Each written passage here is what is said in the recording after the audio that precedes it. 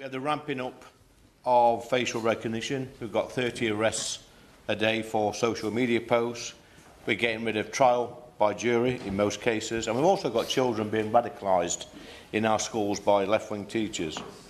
And now this government are trying to force digital ID onto us all. And the excuse that they're using, Sir Edward, is that it will stop illegal migrants from working. Now, if the Prime Minister was really serious about stopping illegal migrants from working, then he would detain and deport every single illegal migrant that crosses the English Channel. But of course he won't. This is a gimmick. It's a pathetic attempt by a weak Prime Minister who has lost total control. Over 5,000 of my constituents signed this petition, and they do not want this government poking their noses into their private lives. My constituents are not illegal migrants. They did not break into this country. They are decent, hard-working people whose fathers and grandfathers and great-grandfathers fought in 2 world wars to secure our freedoms. And every single working person in Ashfield is now going to be penalised because of the failures of this government. You don't need a digital ID to work in this country. You need a national insurance number backed up with a driving licence, a passport or some photo ID. And my message to the government, Sir Edward, is quite clear. You allow undocumented men into our country with no ID at all. You pick them up and place them in luxury hotels with no ID at all. You then give them a free asylum claim and free legal aid with no ID at all. Yet you are ordering my constituents in Ashfield to get digital ID, and then you have the cheek to call us fascists. That's what they do. So just leave my constituents alone and concentrate on clearing up the mess that you lot created. Right, folks. Imagine this. Parliament, packed benches, the air heavy with tension, and then Lee Anderson stands up to speak, and what follows is nothing less than a constitutional shock. Because this isn't just about small plastic cards. This is about who you are, what the government knows about you, and whether Britain remains Britain at all. Before we get into the chaos, 94 of you amazing people watch without subscribing. It costs you nothing, takes 2 seconds, but it means everything to this channel. Hit that subscribe button, press the notification bell, and let's get back to the main event. Chairmanship. I can't tell you how uncomfortable I feel sitting this side of the chamber. But it is testament to the fact that this is an extremely passionate subject which does arguably need to be heard in the chamber. Digital ID is the biggest step towards the surveillance state this country has ever faced in my lifetime. If any government wants access to every detail of your life, they are the ones who should be feared.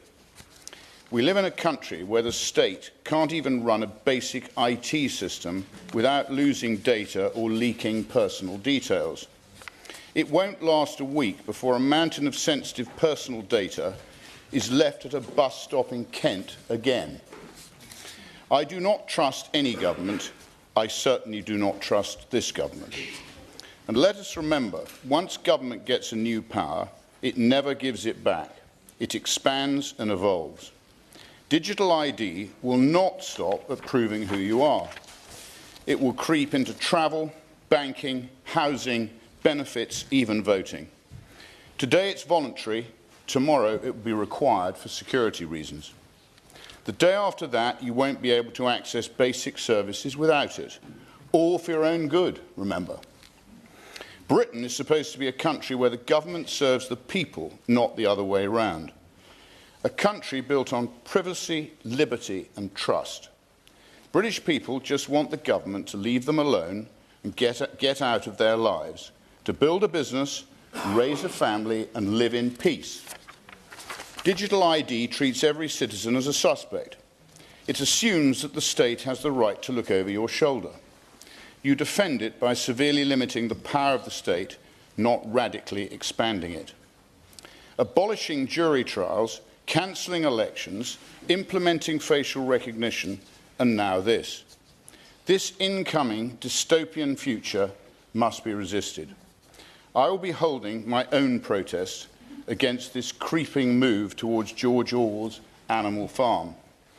I will simply not comply. I will not be downloading a digital ID. I urge other MPs to commit to do the same. The solution is obvious. I'll just have to reinvest in a Nokia. I preferred the simplicity of it anyway. The sound people of Great Yarmouth do not want digital ID. Thank you. So, here we are. The government wants mandatory digital ID cards, and Parliament is having none of it. Lee Anderson, a Reform MP and a constant thorn in Labour's side, stood up and delivered what can only be described as a verbal takedown. Picture this. Anderson, never one to hold back, looked straight at the government benches and said what others were thinking but not saying. You will accommodate illegal arrivals without identification, yet you demand that law-abiding Britons carry papers like we are living in East Germany. OOF. The chamber erupted. Conservative MPs were nodding. SNP members were scribbling notes. Even Liberal Democrats, who rarely agree with Anderson on anything, sat in quiet acknowledgement because he had hit a nerve, the hypocrisy nerve. But wait, it gets better. Anderson wasn't finished. He reminded everyone that Winston Churchill's government introduced ID cards during the Second World War, cards that were meant to be temporary wartime measures. They lasted until 1952, 7 years after the war ended. And why were they finally scrapped? Because a judge ruled them incompatible with British liberty. Let that sink in. A Conservative MP using Churchill's legacy to oppose a Labour government surveillance plan. The irony was hard to ignore. Now, you might be wondering, how did Starmer respond?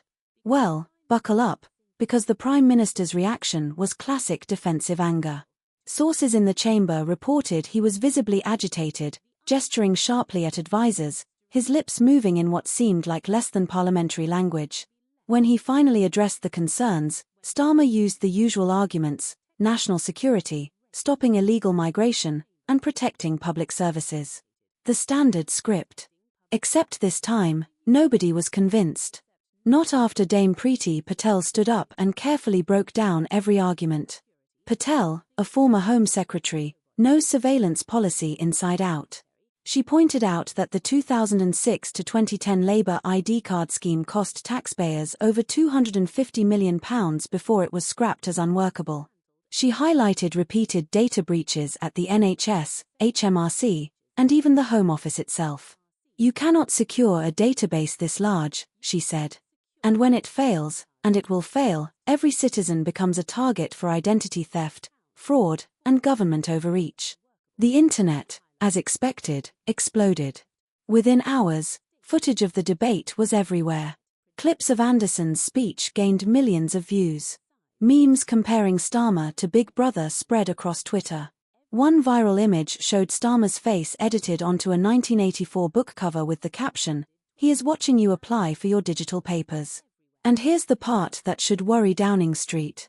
Nearly 3 million people have signed the petition against this policy. 3 million.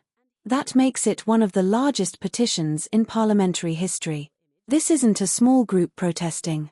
This is a widespread public reaction. So what happens next? The government may have the numbers to push this through technically, but politically, this is a dangerous situation. Labour is already losing trust over winter fuel cuts, accusations of unequal policing, and economic slowdown. Adding forced digital ID requirements to that list could be the breaking point. In the end, this debate showed one thing. The British public has not forgotten what liberty means, and for once, Parliament actually listened. The scale of the response to this petition of almost £3 million, or of almost 3 million people, should cause us all to pause, because it's quite clear that this rash proposal has touched a deep-seated opposition amongst our constituents as to anyone deeming to interfere with their personal data and their personal details.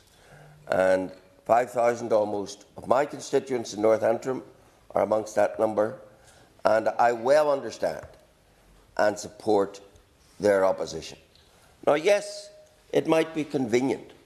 It might be expedient for some to have all their data at one location that they can share. But the key issue here is that the government is choosing, without a mandate, to make that mandatory. It would be a different matter if the government was coming to this House and saying, we're going to provide a facility whereby, if you wish, you can have the convenience of that. Yep. If you want to take the risk of being hacked, we will provide the data. But when they say to the citizen, you must, we will impose, then they've crossed a line that no self-respecting government should cross, and that no self-respecting people should tolerate. And that, for me, is the critical component here, that this is a government that thinks that it knows better, that it will impose, and we will be left with no choice as citizens. That is so illiberal, so fundamentally an assault upon our personal freedoms, that I think no one in this House should be entertaining it, least of all the government. Yes, good morning. The honourable gentleman is making an excellent contribution, as always. Does he agree with me, though, that if this was such an important issue, why was it not in the manifesto at last general election for the governing party? Obviously, it's a question I can't answer. It's one I doubt if the Minister will answer, but it's a question well posed. Why, oh why, if you're going to impinge upon the personal liberties of your citizens, would you not, in asking for their votes, tell them that that's your agenda? Yes? I thank the honourable member for giving way. Of course, as Chair of the Justice Committee, I must be fair-minded and impartial at all times. But the member might be acquainted with the fact that I represent the most remote mainland constituency in the whole of the UK. And just let me put this point, we do know what digital exclusion is. Yep. And representing a constituency in North Antrim, I know many parts of my constituency where you can't get the digital connections that are supposedly promised, and I know what digital exclusion is in that regard as well. So this is a proposition so flawed, no matter which way you look at it, but most fundamentally flawed in the compulsion that it brings. The final point I wanted to make to the Minister is this. Whatever happens on this subject matter, and I trust it is ditched in its entirety, but whatever the ultimate outcome is, it has to be a nationwide outcome. Because too often I've seen in my part of the United Kingdom differences of treatment which add to the already obnoxious situation where we're partitioned by an Irish Sea border. We don't want partitioned on a digital border as well. Order, order. Robbie Moore to move the motion. Thank you, Sir Edward, and it is a pleasure to introduce today's e-petition debate under your chairmanship. I beg to move that this House has considered e-petition 730194 relating to the introduction of mandatory digital ID cards. It is a pleasure to open the debate today on behalf of the Petitions Committee, and can I thank all organisations and individuals that I have met with in preparation for the debate. Sir Edward, nearly 3 million people have signed